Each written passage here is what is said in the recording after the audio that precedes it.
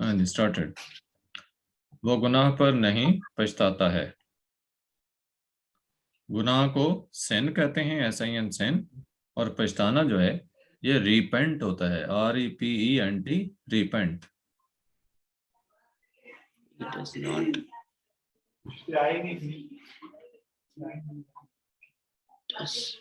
He does ठीक है, repent not होगा ना, क्योंकि नहीं है। not he does not. repent हाँ ठीक है। Over on over its his sin. his sin. हाँ यही does not repent over sin, इतना ही कह दें सफिशिएंट है। Yes, sir. आगे है, तुम वहां क्यों जाते हो। Why do you go there? Well done, बिल्कुल ठीक। Why do you go there. सितारे दिन में नहीं चमकते हैं।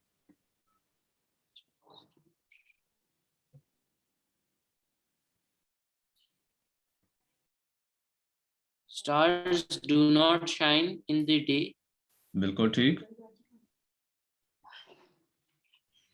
ड्यूरिंग द डे या इन द डे कह दें, सर ठीक है। अगर हाँ जी, अच्छा सर अगर हम डे की जगह मॉर्निंग लिख लें तो वो गलत हो जाएगा? वो तो सुबह का हो गया ना, मॉर्निंग नहीं लिखेंगे। मॉर्निंग तो सिर्फ यस सुबह का टाइम है। दिन का मतलब यस है सर। पूरा दिन, इसमें मॉर्निंग, नून, आफ्टरनून, ये सारा टाइम इसमें आ जाता है। Okay sir. मुझसे बात मत करो।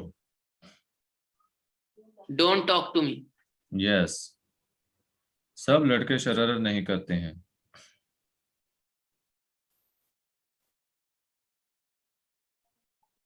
Not all the boys are अरे आर का नॉटी। यूज नहीं है, वो है कि शरारती नहीं है, ये तो है शरारत नहीं करते हैं। शर हाँ, तो शरारत का क्या मैंने बताया था, इंग्लिश क्या होती है। Mischief. Mischief. Mischief. Mischief. MISCHIEF, mischief. Mischief. Hmm not देखा, ऑल द सब बॉयज। लड़के, जब लिखे ना सब लड़के शरारत नहीं करते हैं, तो आप लिख सकते हो all the boys do not make mischief. शरारत है तो mischief. All the boys, yes. All the boys do not make mischief.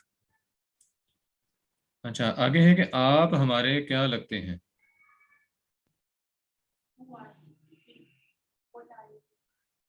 नहीं सर ये हो सकता है what are you to me. हमारे, मी तो हमारे। होगा मेरे के, मेरे, ये हमारे। अच्छा। ठीक है, बाकी सही कर रहे हैं। Who are you to us. बेटे हो नहीं, व्हाट। What are you. हाँ, what are you to us. What are you to us. ये कौन, आलिया बता रही थी आपको। Yes sir. हाँ ठीक है। दाना आदमी ऐसी गलती नहीं करता है। सर दाना आदमी। हम्म दाना, दाना क्या होता है, अक्लमंद। इंटेलिजेंट। इंटेलिजेंट नहीं, यहाँ पे वाइज मैन लिखेंगे। क्या लिखेंगे sir? Wise man, wise man. Vice. हाँ, WISE, wise man. Vice man. Hmm sir क्या था? ऐसी गलती नहीं करता है, दाना आदमी ऐसी गलती नहीं करता है। आलिया आप बताएं।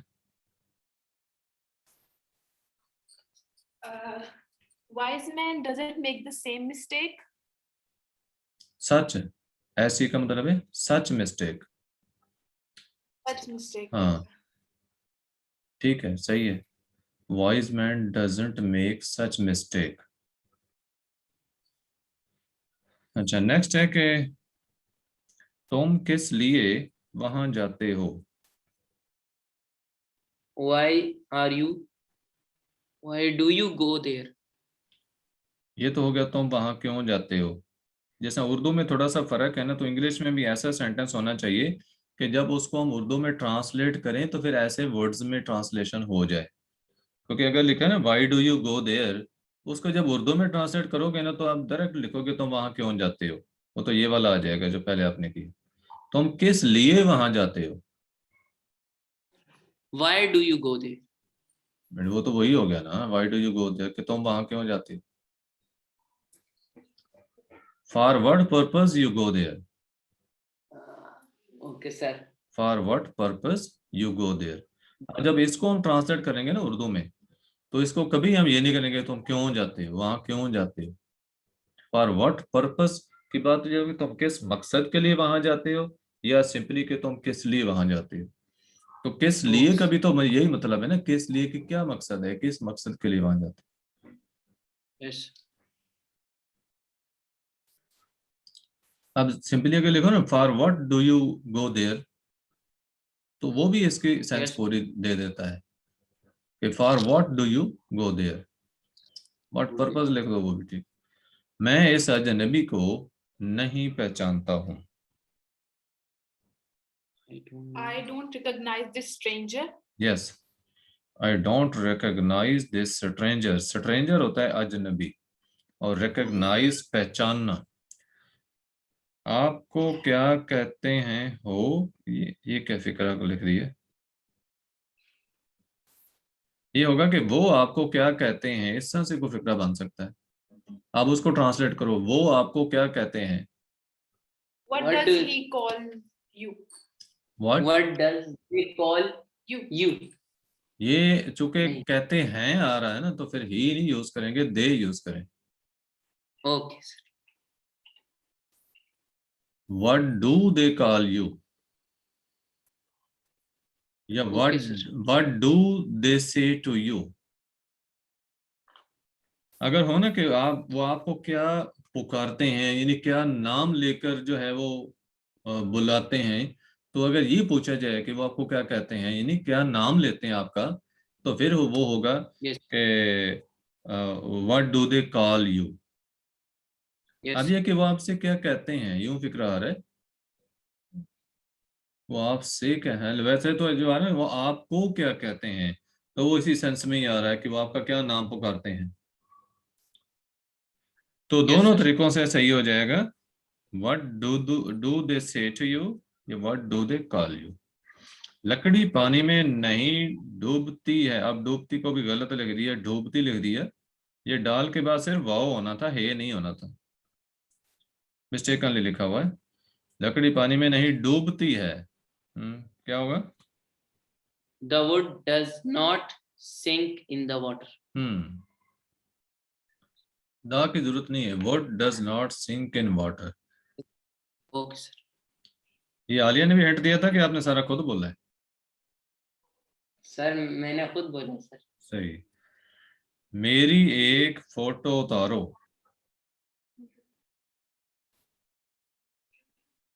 Take a photo of me. आपकी क्या होता है, टेक माई फोटो बस। Okay, sir.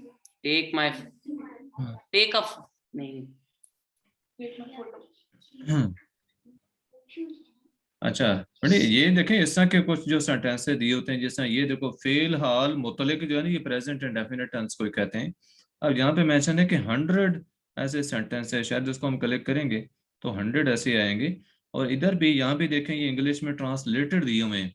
तो इस तरह के सेंटेंसेस जो है ना, जब भी आपको टाइम मिले, ये नेट का ये पॉजिटिव यूज है कि वहां पे इस तरह की ट्रांसलेशन जो है उसको आप पढ़ा करें। उर्दू का सेंटेंस पढ़ा, Okay, sir.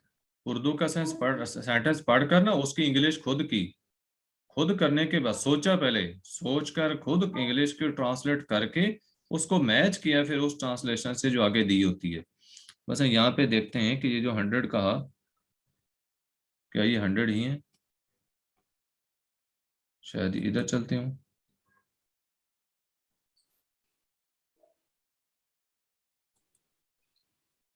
हाँ जी, ये कुछ इस तरह से हैं, ये आगे एरो जा रहा है ना, देखिए एरो को करें तो आगे Yes, और sir. आते जा रहे हैं।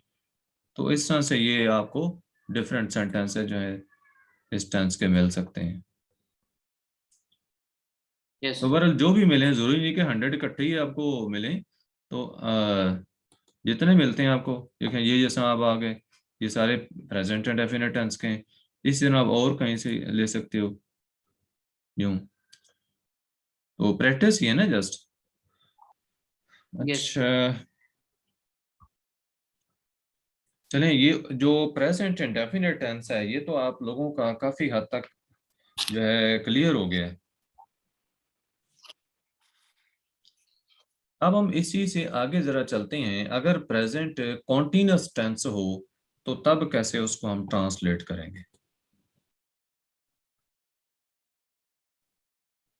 अब हम अगले टेंसेस पे ज्यादा टाइम नहीं लगाएंगे क्योंकि आपको कुछ ना कुछ इनके आइडियाज हो गए हैं। थोड़ी थोड़ी चेंजेस आती जानी है उनके अंदर।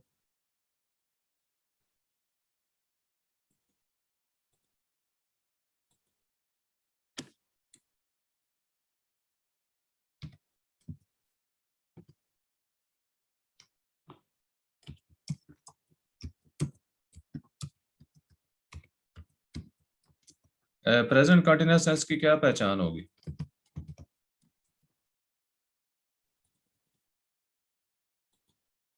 हाँ जी, बेटे आवाज आ रही है। सॉरी सर, वो नेटवर्क प्रॉब्लम था, वो डिस्कनेक्ट आवाज हो नहीं गई आ थी। रही थी, अच्छा अच्छा। यानी मैंने पूछा कि प्रेजेंट कॉन्टिन्यूअस टेंस जो है इसकी पहचान क्या होती है। इसमें उर्दू के सेंटेंस के एंड पे रहा है, रहे हैं, रही है। रही हैं, ये एंड पे आता है। जैसे हमने यस देखा सर। था ना कि प्रेजेंट इंडेफिनिट टेंस की पहचान हमने की थी कि उसके एंड पे ता है, ती है, ते हैं वगैरह आ रहा था। तो यहाँ पे आता है रहा है, रहे हैं वगैरह। तो मसलन वो खत लिख रहा है, तो क्या ट्रांसलेशन ही होगी। Is writing. हाँ बिल्कुल ठीक।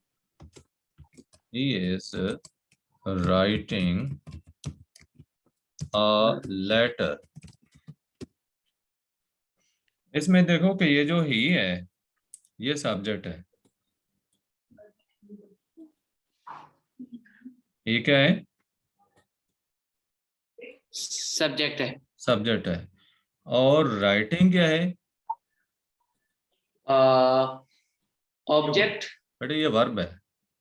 ओ वर्ब वर्ब, सॉरी और सर। आ लेटर जो है ऑब्जेक्ट। ये ऑब्जेक्ट है। और इज क्या है। इज सर ये नाउन। नो, इसकी पहचान करें जरा, इज क्या है। सर ये राइटिंग के साथ ही शामिल हो जाएगा। नहीं, इज बेटे हेल्पिंग वर्ब है। इज जो है ये हेल्पिंग वर्ब है। तो तरतीब देखें क्या आ रही है कि सबसे पहले सब्जेक्ट आ रहा है, उसके बाद हेल्पिंग। Helping verb. हाँ,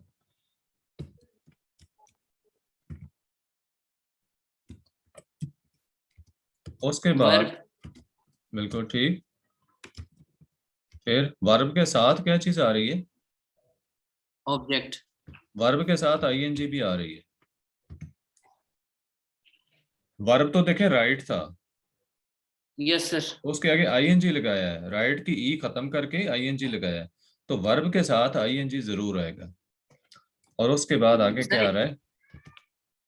हाँ जी, ऑब्जेक्ट। सर इसी को ही हम हेल्पिंग वर्ब में नहीं डाल सकते आईएनजी को।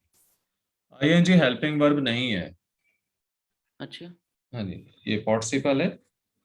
आप वर्ब ये जो होते हैं ना, इज, एम, आर वगैरह, प्रेजेंट एंड डेफिनेट टेंस के अंदर जो हेल्पिंग वर्ब आप यूज करेंगे वो हैं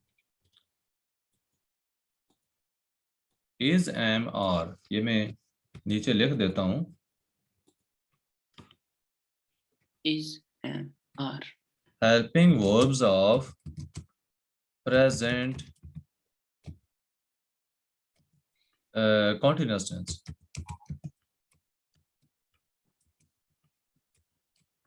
प्रेजेंट कॉन्टिन्यूअस टेंस के अंदर जो हेल्पिंग वर्ब यूज होते हैं वो इज है, आगे एम है और आर है, बस ये तीन ही है। इसके अलावा कोई हेल्पिंग वर्ब जो है वो प्रेजेंट कॉन्टिन्यूअस टेंस में यूज नहीं होता। Is, M, are. is अब हमने देखना है कि ये इज किसके साथ यूज होगा, एम किसके साथ होगा और आर किसके साथ होगा।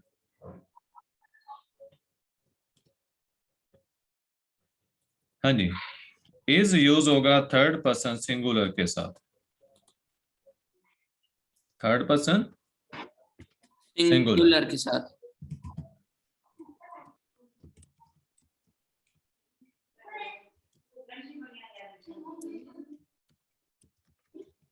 थर्ड पर्सन सिंगुलर, उसको भी मैं कलर यही दे सेकंड, देता हूँ।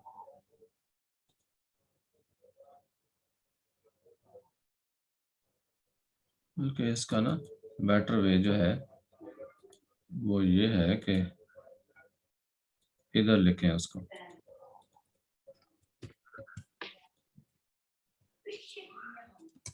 इज थर्ड पर्सन सिंगुलर के साथ होगा। यस। अब हम देखते हैं एम किसके साथ यूज होगा। सेकंड, नहीं बेटे, एम सिर्फ आई के साथ यूज होगा। तो वो फर्स्ट पर्सन हुआ। हाँ जी, फर्स्ट पर्सन। फर्स्ट पर्सन भी सिर्फ आई, फर्स्ट पर्सन में तो आई और वी भी आते हैं ना, यस। लेकिन आई सिर्फ आई के साथ एम यूज होता है। अब रह गया आर, तो आर किसके साथ यूज होगा, सेकंड, बाकी सब के साथ, बाकी सबके साथ। With all other subjects. ये सब्जेक्ट्स के बाद आ रहा है ना, ये देखिए सब्जेक्ट था, ही सब्जेक्ट था, तो उसके बाद जो है वो इज आया है। तो सब्जेक्ट्स क्या होता है, या तो नाउन होता है या फिर प्रोनाउन होता है।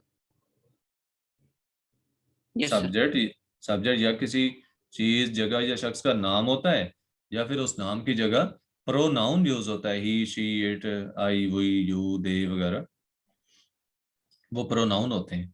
तो आर जो है ये बाकी जितने भी सब्जेक्ट्स हैं उन सब के साथ यूज होगा। बस देखो वही है, उसके साथ भी आर होगा। अब थर्ड पर्सन सिंगुलर देखो ना कौन से हैं, ही, शी, इट और singular noun. Third person singular यही है ना, ही, शी, इट और singular noun, he, she, it,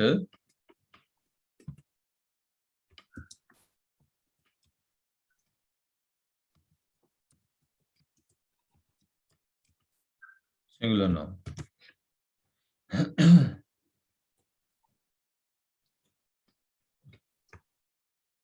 तो ही, शी, इट या सिंगुलर नाउन के साथ जो है वो इज यूज हो रहा है, आई के साथ एम यूज हो रहा है। इनके अलावा बाकी जितने भी नाउन या प्रोनाउन, यानी सब्जेक्ट्स की बात कर रहे हैं कि सब्जेक्ट जितने भी होंगे उन सब के बाद आर यूज होगा। हाँ जी, हेल्पिंग वर्ब्स का यूज क्लियर हो गया। Yes sir. यू के साथ क्या यूज होगा, यू के साथ यू सर, यू आर, क्या होगा, आर सर। आर, बिल्कुल आर होगा। दे के साथ, किसके साथ सर? दे, THEY, दे। अच्छा, दे। Sir, is. बेटे दे इज क्यों होगा, यहाँ पे देखिए दे थर्ड पर्सन सिंगुलर है, इज तो मैंने बताया ना दे। थर्ड पर्सन सिंगुलर के साथ होना है, वो थर्ड पर्सन सिंगुलर आपको लिखकर दे दिए। दे क्या थर्ड पर्सन सिंगुलर है। आलिया बेटे आप बताएं। सर आलिया आपको बाथरूम में गई।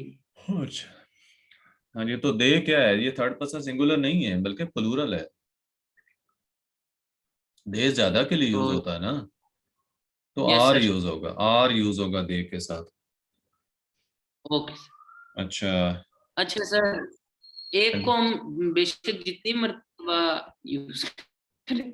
एक को हाँ जितना दफा मर्जी यूज यस करें। सर। एक जो है वो तो सिंगुलर है ना, एक सिंगुलर है। अगर वो यस थर्ड सर। पर्सन है, थर्ड पर्सन है तो देखो ही उसके साथ इज ही यूज होगा। और अगर वो सेकंड पर्सन है तो सेकंड पर्सन तो यू हुआ ना सिर्फ, यू जो है वो आर की यस सर। कैटेगरी में आ जाता है। आपने इज के लिए तो सिर्फ यही आप याद रखना, थर्ड पर्सन सिंगुलर्स को ही शी इट या कोई सिंगुलर नाउन, किसी एक शख्स जगह या चीज का नाम वो सिंगुलर नाउन, और ही हो शी हो या इट हो। इसके अलावा आई जो है सिर्फ अकेला आई ऐसा है जिसके बाद एम आना है। अब इनके अलावा कोई भी नाउन आता है, प्रोनाउन आता है, यानी सब्जेक्ट जो है, तो आपने उसके साथ आर लगाना है। You are, we are, they are, और गर्ल्स आर नहीं गर्ल्स सर, गर्ल्स के साथ आर भी आएगा। बिल्कुल आ रहेगा, गर्ल्स प्लूरल है। अच्छा। Yes sir. बॉय सर क्या? Boy boy, B O Y boy, boy. उसके बाद क्या आएगा?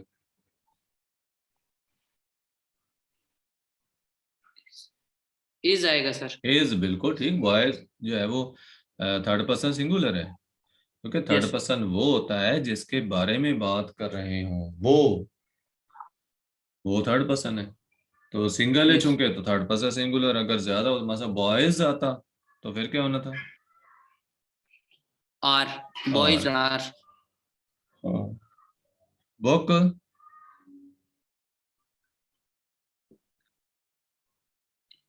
Is book. Is is use होगा, और बुक्स हो तो आर। और Lahore is is, city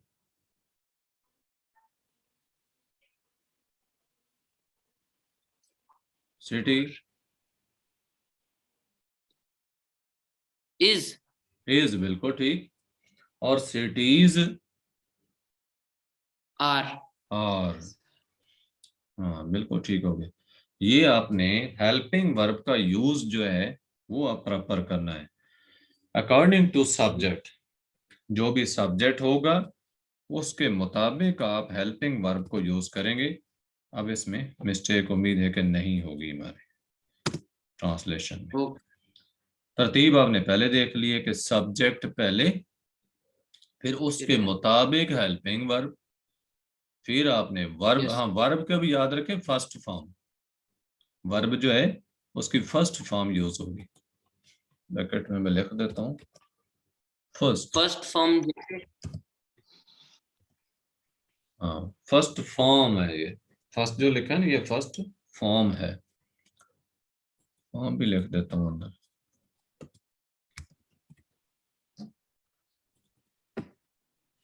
first form verb की, सर ये फर्स्ट फॉर्म का मतलब क्या है? वर्ब की फॉर्म्स होती हैं ना, फर्स्ट सेकंड थर्ड।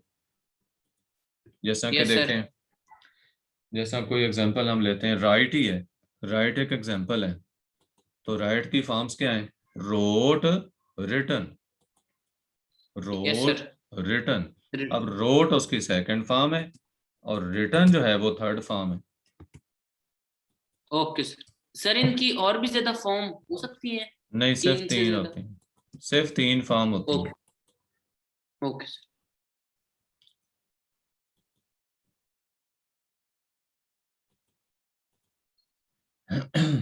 तो वर्ब की फर्स्ट फॉर्म हमेशा यूज होगी, और उसके बाद उसके साथ आईएनजी जो है हम उसको ऐड करेंगे।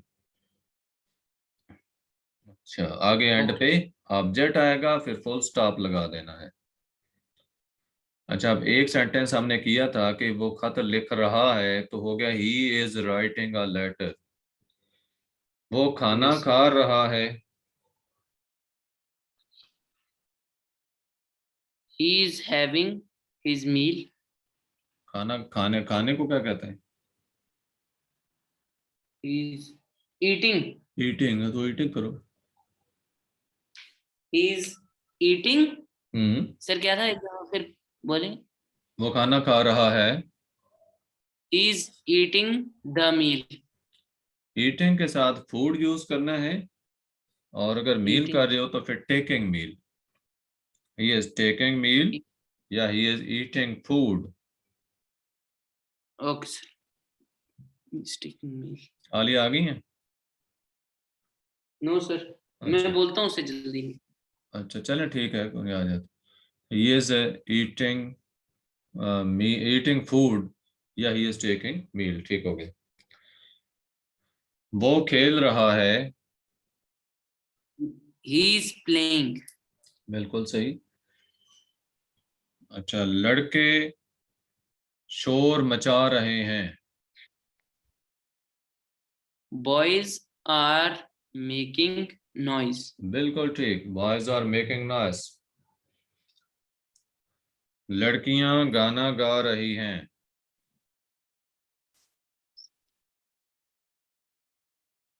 Girls are ठीक है। singing a song. Girls are singing song. ठीक हो गया, गर्ल्स आर सिंगिंग सॉन्ग।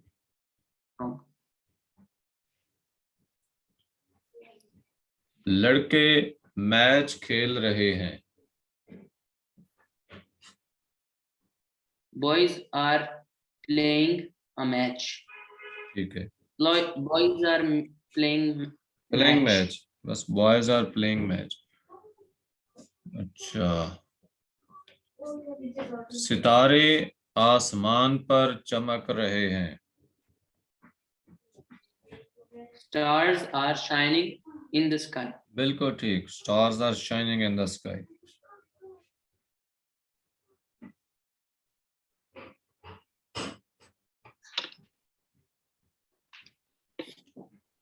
सूरज तलू हो रहा है।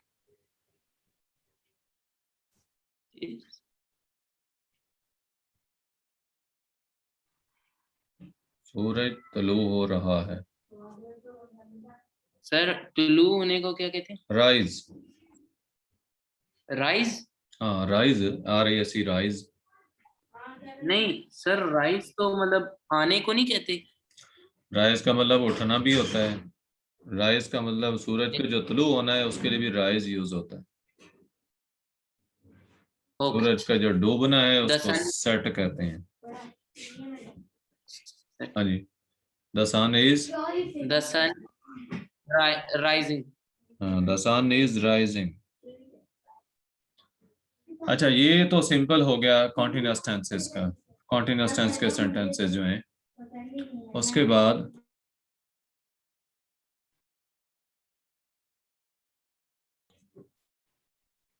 अच्छा, अगर इनको हमने नेगेटिव करना हो तो बहुत आसान है।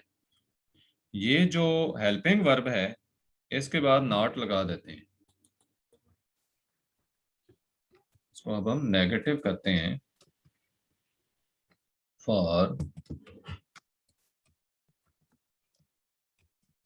नेगेटिव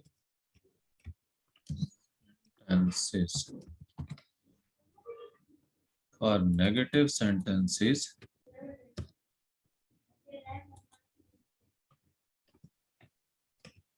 तरतीब सिर्फ इतना, इसमें तरतीब में चेंज आएगी कि जो हेल्पिंग वर्ब है इसके बाद नॉट लगा देना है।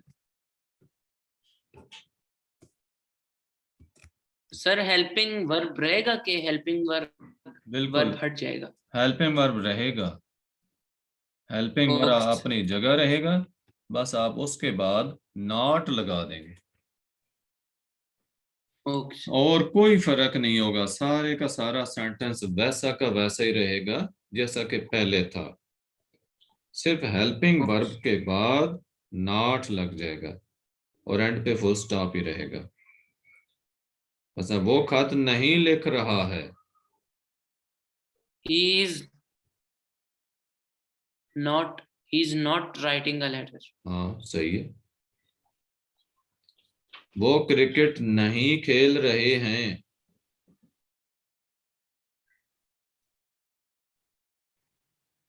They are not playing cricket. हाँ ठीक है।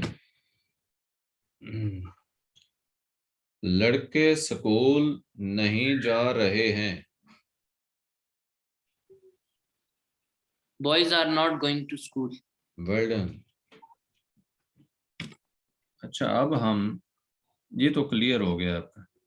अब हम इंट्रोगेटिव करते हैं, इसी को इंट्रोगेटिव बनाते हैं। इंट्रोगेटिव मीन्स सवालिया फिक्र। Okay, sir.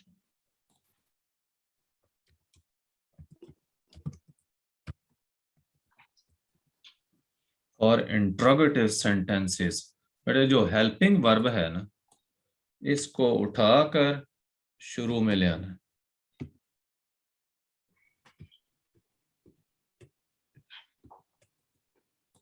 हेल्पिंग वर्ब को एज सच ही उठाएं और शुरू में लेते हैं। ये ले। और अभी हम नॉट यहाँ पे यूज नहीं करेंगे। Okay, sir. ओनली चूंकि इंट्रोगेटिव बनाया है, और यहाँ एंड पे जो फुल स्टॉप था उसकी जगह क्वेश्चन मार्क आ Question जाएगा। mark. Yes. Helping verb subject से पहले आ जाएगा, उसके बाद Yes. सब्जेक्ट, फिर वर्ब की पहली फॉर्म, साथ आईएनजी तो एस एच ही चलेगा, और आपके ऑब्जेक्ट Yes. भी अपनी जगह रहेगा, एंड पे क्वेश्चन मार्क आ जाएगा। क्या वो खत लिख रहा है?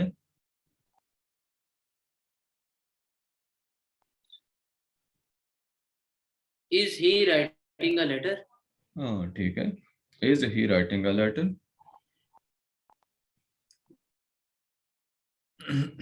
क्या लड़कियां गाना गा रही हैं?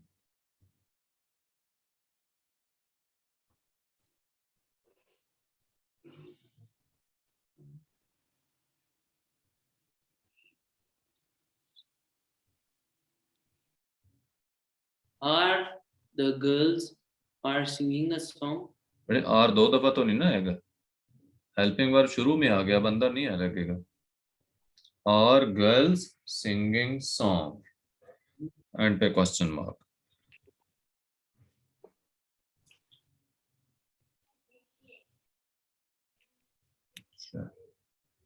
लड़के नहा रहे हैं।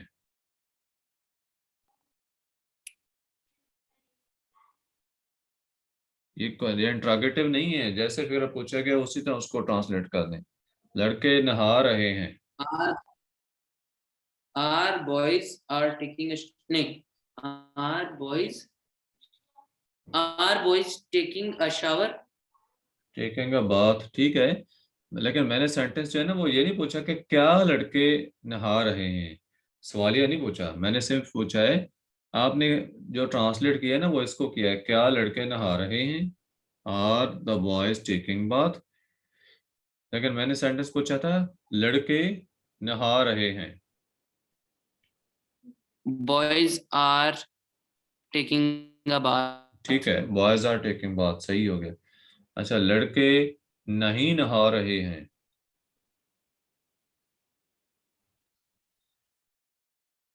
Boys are not taking a shower. ठीक है। Taking a bath. हाँ, क्या लड़के नहा रहे हैं? Are boys taking a shower? ठीक है, और क्वेश्चन मार्क। अच्छा, अली क्रिकेट खेल रहा है। Ali is playing cricket. Ali cricket नहीं खेल रहा है। Ali is not playing a cricket. क्या अली क्रिकेट खेल रहा है? Is Ali playing a ठीक है, cricket? ठीक है। आ की जरूरत नहीं है, इजिली प्लेइंग क्रिकेट, ठीक है। अच्छा, असलम सबक पढ़ रहा है।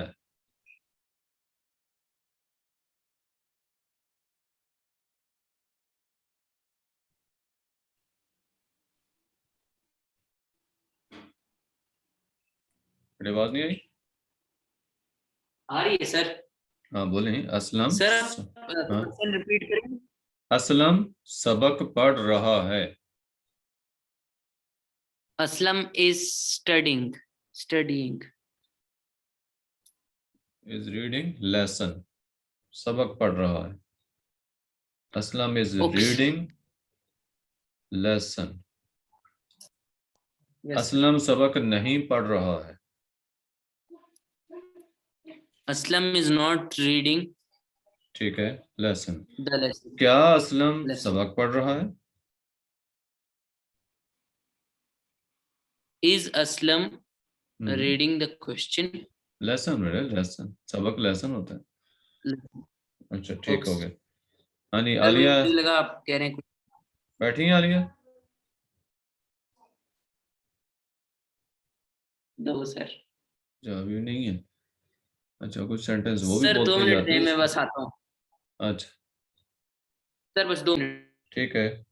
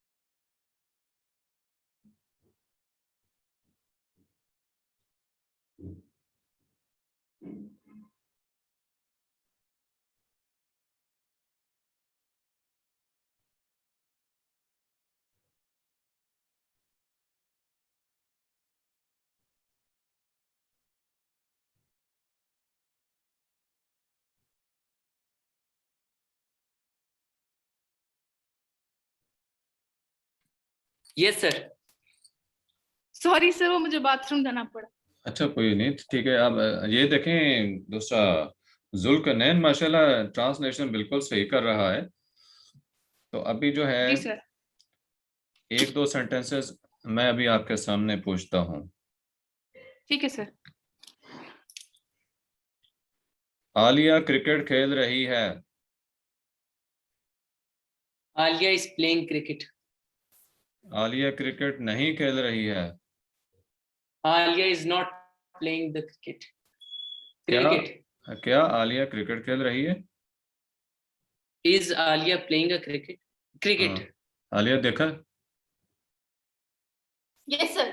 आप कोई सेंटेंस पूछो जुल्करनैन से, प्रेजेंट कॉन्टिन्यूअस का, जो मर्जी पूछ।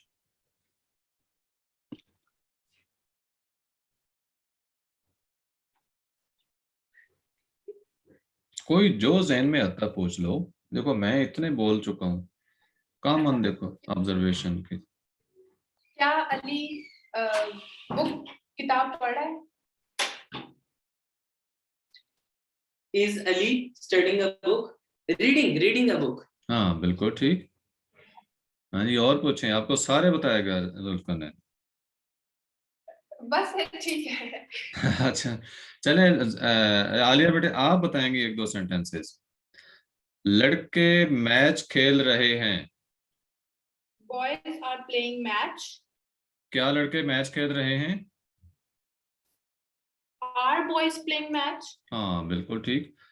चले, ये टेंस तो क्लियर हो चुका है, लेकिन मैं चाहता हूं कि इसके ऊपर थोड़ा सा टाइम गुजर जाए ताकि ये अच्छी तरह डाइजेस्ट हो जाए। अगर कोई दूसरा कराएंगे ना तो फिर वो मिक्स अप होते हैं। अब जैसा जी सर। पिछला टेंस एक था तो वो एक जो है बहुत अच्छा क्लियर हो गया। ये माशाल्लाह उससे ज़्यादा बेहतर हो गया, क्योंकि अब ज़रा स्पीड जो है वो तेज़ हो गई है लर्निंग की। अच्छा जुल्करनैन बेटे, आप आलिया से कोई सेंटेंस पूछो। अच्छा सर।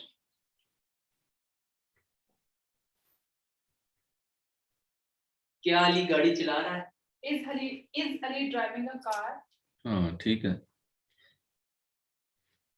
चले ठीक हो गया ये टेंस जो है। अच्छा, इसका जुल्करनैन बेटे आपकी वर्कशीट ये है कि आपने 20 सेंटेंसेस जो हैं, कोई से 20 सेंटेंसेस जो कॉमन यूज में आने वाले हों, उनको आपने इंग्लिश में ट्रांसलेट करना है। लिख कर पहले ओ- उर्दू में लिखेंगे, फिर उनको इंग्लिश में ट्रांसलेट करेंगे। सर या फिर मैं आलिया को से लिखवा के और फिर मैं इंग्लिश में उन्हें कन्वर्ट करूं? आप आलिया से पूछना, उर्दू में सेंटेंसेस जो वो कहेगी लिखते जाना। आप घर में अपने बाबा ओके से सर। कहना, अपने बाबा से कहना मुझे उर्दू में बताओ सेंटेंसेस, मैं उसको इंग्लिश में लिख देता हूँ। ठीक है, कुछ उनसे पूछ लेना, कुछ मम्मा से पूछ लेना, कुछ आलिया से पूछ लेना। तो ऐसा 20 ओके सेंटेंसेस आपने पूरे करने हैं। सारे एक बंदे ओके से नहीं पूछने, 5-5 6-6 ओके ऐसा हर एक से पूछ कर। तो ओके ये आपकी असाइनमेंट है। Yes sir. अच्छा, इसके साथ हम जो है आपका ठीक है, बाकी भी काम वगैरह होगा जो वो करें। और कल हम टेंस, एक टेंस डेली का होगा, लेकिन कल के टेंस के साथ हम कुछ और भी पढ़ेंगे। बेशक इस्लाम उसका, हाँ, इस्लामियात उर्दू वगैरह उनका कुछ पढ़ लेंगे, या साइंस का कुछ मजीद पढ़ेंगे कल। क्योंकि ओके सर। मेन चीजें जिनमें के आपके कॉन्सेप्ट्स जो है वो क्लियर होने चाहिए, वो है साइंस, इंग्लिश, मैथ, और उर्दू भी उसमें आ जाता है। क्योंकि यानी कि दो लैंग्वेजेस जो हैं, उर्दू और इंग्लिश, और साइंस और मैथ, ये मेन चीजें हैं। उर्दू तो फिर भी आसान है ना, उर्दू का तो मसला नहीं होता, एक तरह की मदर टंग है। तो इंग्लिश, मैथ, साइंस, ये चीजें जो है ना, ये स्ट्रांग होनी चाहिए। यही डिफिकल्ट होती हैं स्टूडेंट्स के लिए। और ये आपकी यस जो है चीजें जो हुई हैं, वो मैं समझता हूँ कि क्लियर हो गई हैं। और यस सर। कल से हम जो है वो सिर्फ टेंस नहीं, बल्कि इसके साथ कुछ ना कुछ और भी किया करेंगे। मैथ और ओके साइंस जो है, बेशक तीनों का ही हम काम करें बेशक, तो हम कल इंशाल्लाह करेंगे। ठीक है बेटे, आपका काम आज का सफिशिएंट है। Okay okay, sir. Allah Hafiz. Allah Hafiz sir. Allah Hafiz sir, thank you. Allah Hafiz.